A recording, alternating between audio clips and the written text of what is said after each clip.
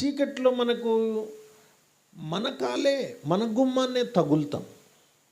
చీకట్లో గుంటలు మన కోసం ఎదురు చూస్తుంటాయి. రా రా రా నీ సంగతి చెబుతాలేరా అని ఒక వెలుగు, ఒక టార్చ్ లైట్ ఉంటే మనకి ఎంత బాగుంటుంది. దేవుడు అందుకే మన బ్రతుకులలో చీకటి లేకుండా కావాలని కోరుతున్నాడు.